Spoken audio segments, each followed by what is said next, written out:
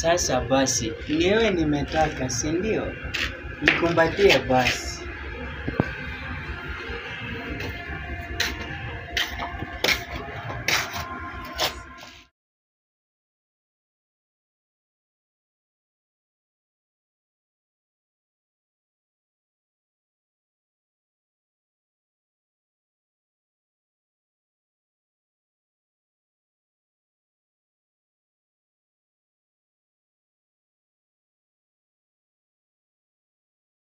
Mizutera bisoma cyasi barabuze byatangiye kabisa. Nari nzo muri minsi ariko ubu nabonetse. Jemba niriwe hano rero ntabwo byantembera byatangiye. Hano ba nibereye. Ajye ubu nta kintu uri gukora muri bisi.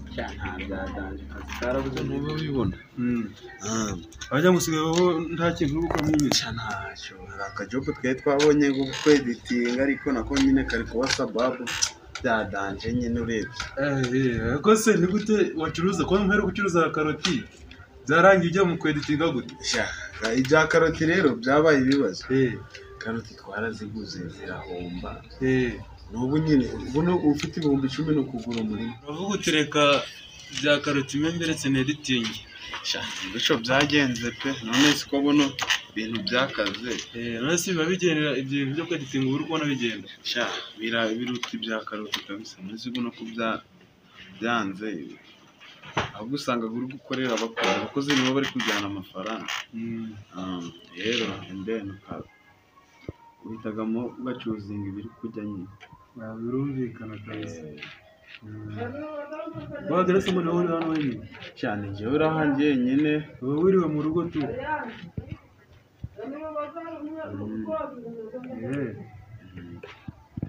Ndi mu rugo nyine mu bo tuvukana ni njyewe uri umuntu w'umukozi nyine. Ngiye guteka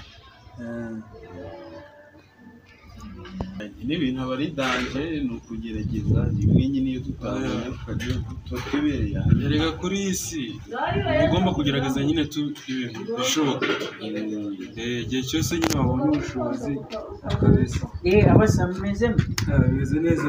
Ibiracamo wana ni byiza kabisa kandi cyane maze mbatere story. Muziye ibintu bibaye hali hali. Hali hali ndabonye mu baby wa danje. Ni mbebe wa danje ndakatola ye mama. Mu baby se mubona niye muravuganye se? Wapi mwana? Ni mbebe wa danje. Je ndagiye kumwegera numva ndafise ebwoba. Ndavuga ati wapana mwana. Kambe ndabiletse mbanze mbatere story. Ese usanzwe umubona muri quartier cyangwa wapi ndakati? Ntago yaba aliye muntu wo muri kano ekaje. Aramsatiye muri kano gace twali kuba twese turamuzi ariko ntabwo ari wo muri kano gace. Ega mbebe wa ni mpamu ya Mungu ni mbebe mwiza. Jenda mulebye mbla icyo mvuga. Ninzobe n'umuyumbu n'igikara. Ninzobe mana ninzobe. Ni mbebe wa danje bro. Abonye asa n'abakongomani se? Wapi man? Abakongomani bose twebe tulafise abakongomani baturuka hali ya iwacu.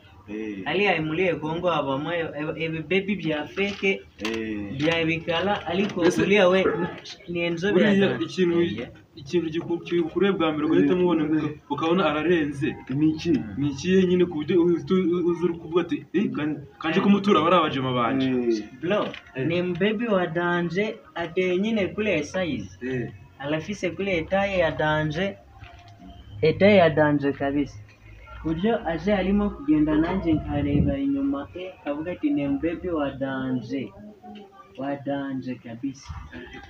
Ibintu byakaze abasore b'iki gihe baba bari kureba inzobe imiterere ngomva ibintu bimukuruye aho utarebye ngo umuntu aganire wumve n'imico ye mani bro nje narebye mbla hantu namuhera mwana.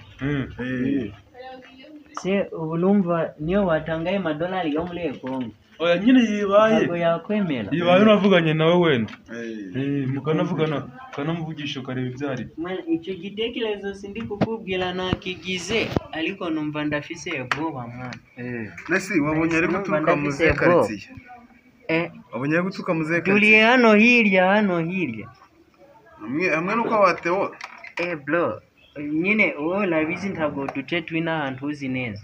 Ariko turahuriye hali ahiri ari kugenda ku muhanda. Sasa nanje ndagenda ndavuga ngo ndagiye kumwegera ariko numva ndafise ubwoba. Nikugira ubwoba ndavuga ati hapana, reka mbanze nze mbibule rafiki zangu lakini zigende niba turagenda tukamureba simbizi sasa. Kuvuga umusheri wanjye warahiye. wanasanga ari wewe una mpenzi hapa? Wewe unafise nuwe navukiye no cyangwa abavukiye ese urumva nimba ataravukiye no n'uyu nguyu akababonye ngo ari mushasha mwizi quartier wasanga bila nje nabonye aliye mshasha kabisa. Sijui ikiwa una mpenzi hapa, ntabwo mbizi nyine niba unafise mbebi wa danje muri kano gace. wasanga ari uko mpenzi wako ni mwiza cyane. Reba kwatewo igipangu cyamukire uri nka n'utuye n'uyu mukiye mbona uko nese ibimenyetso avuze amubonyeho wewe nawe urukumva ari numvisha ari Sasa nataka uniambie wewe ufite mpenzi wa danje hano mle kano gace. Ase wili awenda simbiza alivyo wewe ni mwiza bya hatari. ako nubundi kusema kuwa ni mpenzi wako. Ako nubundi ngo byo bisangiye ngo wasanga nasangiye. Aya David nako byavamo. Mwana sangira kabisa. Nako mubibi watangaje watwite wenda. Nimeona kuwa ni maridadi.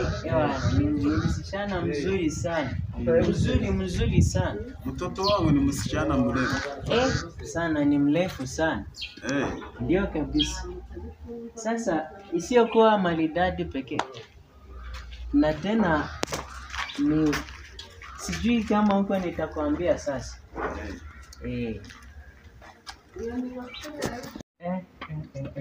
Sasa acha nikwambie basi. Nikupe fedha ngapi yani umenipatie?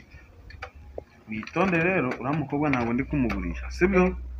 Jamaa yangu, nisaidie basi. Nimempenda, nimeona kuwa ni maridadi. Nataka nikupe fedha yani umenipatie.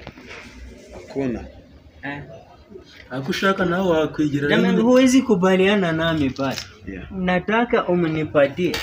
Nitakupa fedha. Uriya muntu nta kintu nabona namugeranya na. Mbarata sami urumva ku isoko urumva abantu bashobora kuja kugura ari benshi ariko bose bakaba bagurishwa sibyo.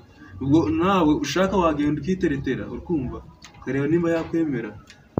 Nawe rero ushobora no kumukuza nubwo uri mu mwanya waje nawe. Sikiliza mfano wako basi. Aliko uriya mtoto nabonye ni mzuri. Nubwo uri mu mwanya waje ndikumva utangiye koshona umuhungu. Ko je uyu mufatiyeyo akaguru yagasiga. Umufatiyeyo none umukobwa yamwikundiye. Mwikundiye se yamwikundiye gute? Uyu ni inshuti yawe. Tusikilizane.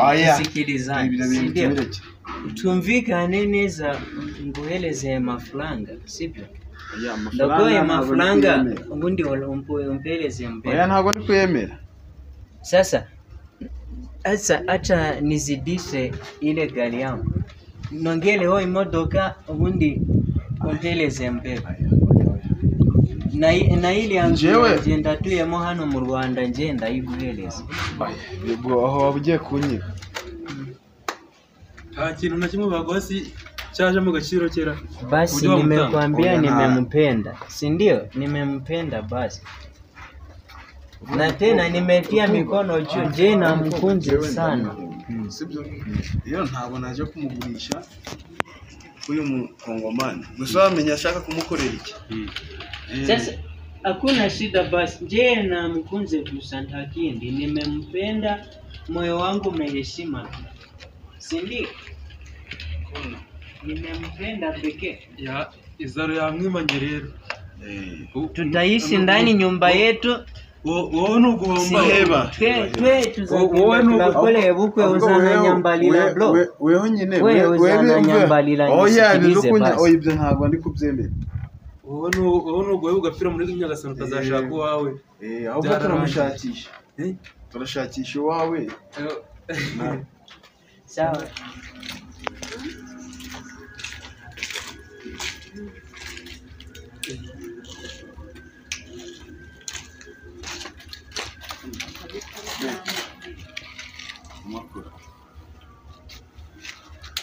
Makuru.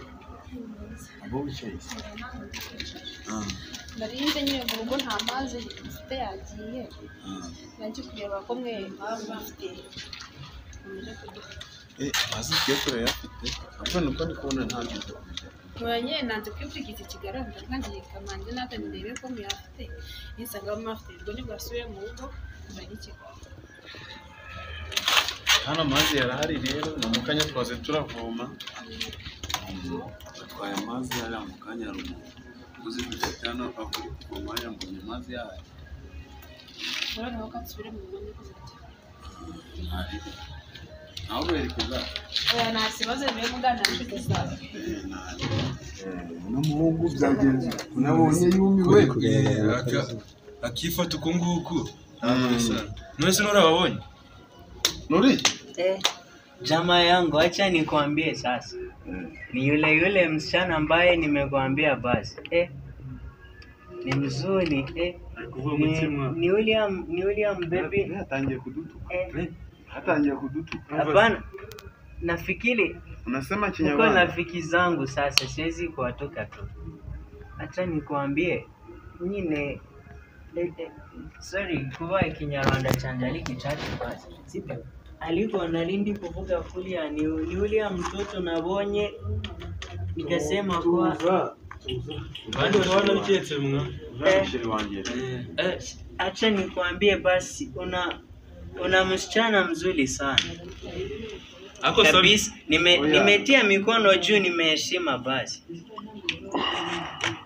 jamaa ashaka akarisheri wanje byarangiye wabonye karisheri wanje nyine muramugabana cyangwa ni mwiza sana ni mwiza kwa hatari no kugabana ntabwo byavamo bisikate atari kinyomoro cyangwa no wake sasa hizi kuishi hapa bila kumuona kabisa tago bilashoboka ko nabaho ntarimo kumubona si ndio basi nisikilize tu nitakupa fedha Una.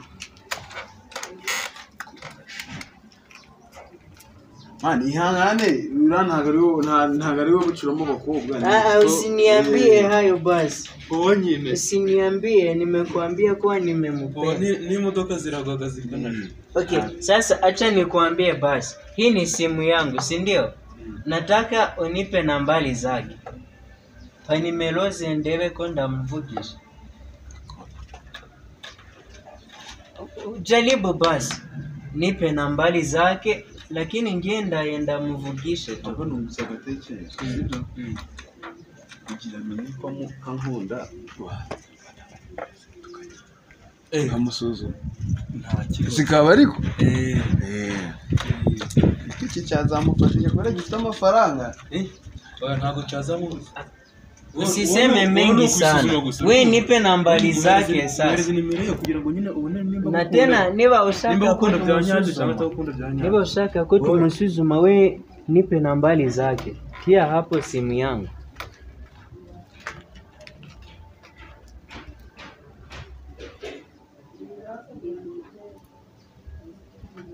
Ubundi nawe ugenda wivuganira n'icyana shaho reka bagukarage nambaze sasa abasa lero kubera ko nambaze ndazibonye acha niende nje nzaja ndakubwira ikuntu byifashe sibyo kangende kabisa tulikumwe ako ntuzabigire seriye uzabigire seriye sasa hakuna shida msibabaike basi kabone nubwo yakwemerera ubwo ntago nyine ntago wewe uzemera asante sana azakomeza msibabaike nitakwenda kuvitalisha polepole sawa man tuko pamoja sawa tunaonana kesho asante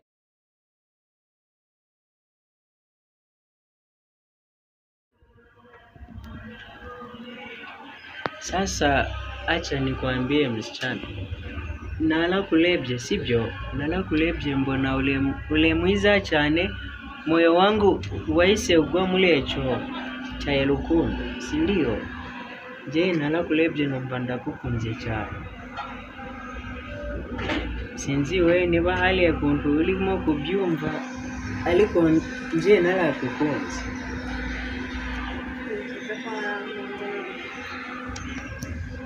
Kandi usijali, si ndio?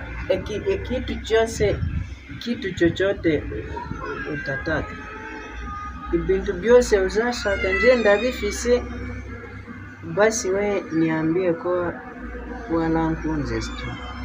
Ibyo ndashaka byose urabifite? Vyote unataka kabisa.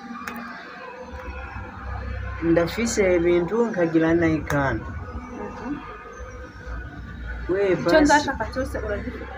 Chochote kabisa. Cyose? Chote. Okay. Sasa basi nataka uniambie kwa umenipenda, si ndio? Ndashaka ko umbwira ko basi unkunda. Okay, njye ukwiza ndoka tagutindaho cyane. Nimba uvuze yuko mukwiye cyose uzakima nkuko ndibusabye. Sha. Ndumva nta bibyo gukunda nawe.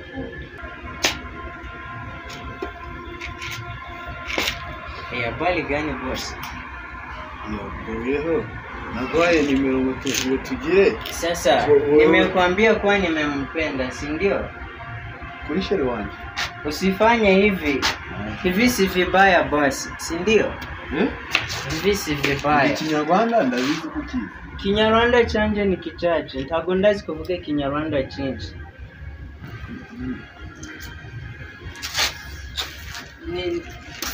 Nimempenda basi, nenda. Kienda.